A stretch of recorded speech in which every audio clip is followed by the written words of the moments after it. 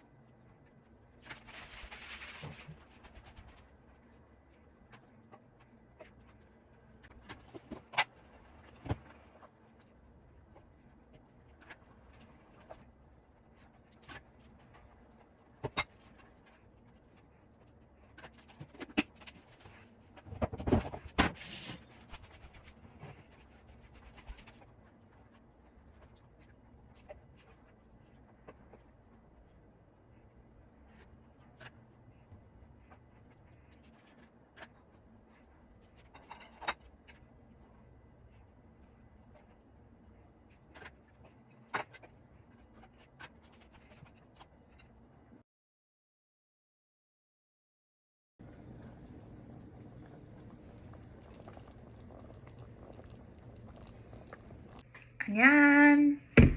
We finished cooking the final recipe. Here we go. We have our kimchi jjigae right here. Really easy to make. I did realize that during the 30 minutes that you have to just like leave it to sit there and boil, I went back and reread the little story and realized that the squirrel trapped in garden is a different dish. It is the squirrel dish, but the squirrel trapped in garden was a different dish. Mini Mani, when they were doing the Avatar cooking, used the squirrel bowl for the kimchi jjigae. So my bad earlier, can't have misinformation being spread about that. It does have a little note in there. You might have saw that I added ramen into it. It does have a note in there that if you would like to, you can add ramen at the end. And I figured some carbs would probably be good for me right now. There's a ton left over, which is great because that means I will have leftovers and I can eat it for a couple more days before I have to fly back out for the funeral. So it smells good. My house smells really homey right now. I always love kimchi jjigae, so it's interesting to see if this will come out well here. So let's go ahead and try it. We're going to transition into our final EatJen, unless, who knows, they surprise us with another cookbook down the line, but at present, it doesn't look like that. We're going on hiatus, it seems, so let's go ahead and try.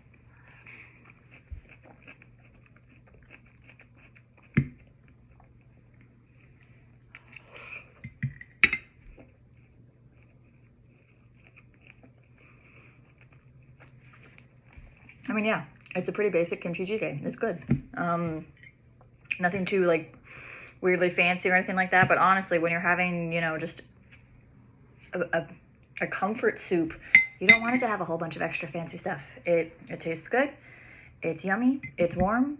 That is enough of a thing. Those are the check boxes I need right now.